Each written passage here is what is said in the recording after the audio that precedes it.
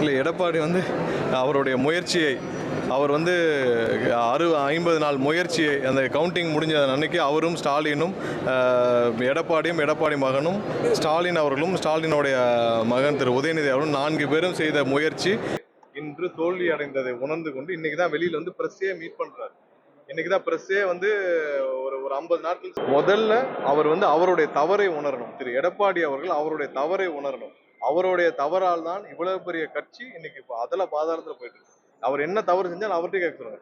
அதிமுக மாதிரியான கட்சிகள் என்னைக்குமே வந்து தனிப்பட்ட காரணங்களால் சொந்த குடும்பத்தை நோக்கி பயணிச்சால் அந்த மாதிரி, ஏன்னா புரட்சி தலைவர் எப்படி வாழ்ந்தாரோ, அம்மா எப்படி வாழ்ந்தாரோ அதே மாதிரி ஒரு தலைமை தான் அந்த கட்சியை தாக்குப்பிடிக்க முடியும். அந்த கட்சியோட தொண்டர்களுக்கு வழி நடத்த முடியும். இவர் என்னைக்கு சுயநலமாக அவருடைய குடும்பமும் அவருடைய மகனும் அவருடைய குடும்பத்தை காப்பாற்ற இந்த கட்சியை பயன்படுத்துறோம், அன்னைக்கு கட்சி அழிஞ்சு போச்சு.